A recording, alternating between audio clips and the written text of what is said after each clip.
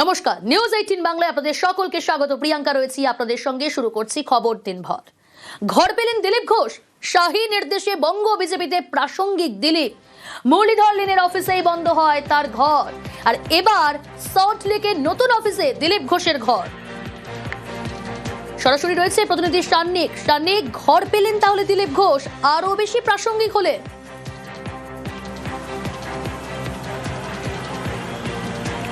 একেবারেই তাই। নতুন বছরের শুরুটা দিলীপ ঘোষের জন্য অন্তত খুব ভালো হতে চলেছে তা বলাই যায়, কেননা সল্টলেকের যে বিজেপি কার্যালয় রয়েছে সেই কার্যালয় এবার রাজ্য বিজেপির কোর কমিটির সদস্য দিলীপ ঘোষ তার জন্য একটি ঘর বরাদ্দ করা হয়েছে।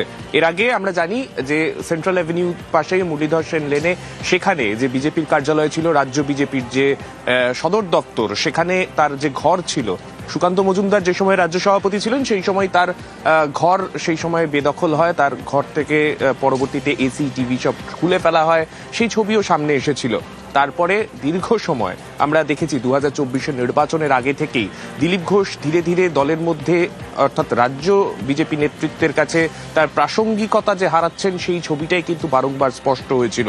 2024-এ তার যে লোকসভা নির্বাচন কেন্দ্র, সেখান থেকে তাকে সরিয়ে নিয়ে গিয়ে অন্য জায়গায় নিয়ে যাওয়া হলো, সেখানে তার পরাজয় এবং তারপর থেকে দলের সঙ্গে সময়ের সাথে সাথে তার দূরত্ব কিন্তু বাড়তে আমরা দেখেছি। তারপরে যখন তার বিয়েও হয়, বিয়ের পরেও আমরা দেখেছি সেই অর্থে কোনো বড় মাপের যখন কোনো সভা সমাবেশ সেই সমস্ত জায়গায় দিলীপ ঘোষকে সেই অর্থে দেখা যেত না।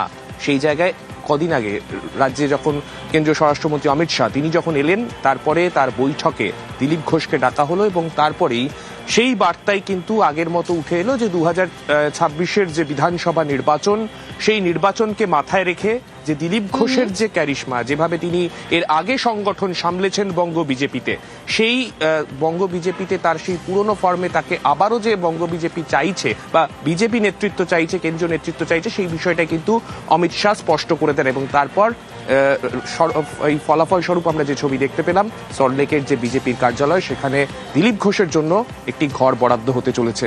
তার প্রতিফলন কতটা সামনের নির্বাচনে পড়বে সেটা সময় বলবে, তবে আপাতত নতুন বছরের শুরুতে দিলীপ ঘোষের জন্য এটা অবশ্যই একটা বড় খবর।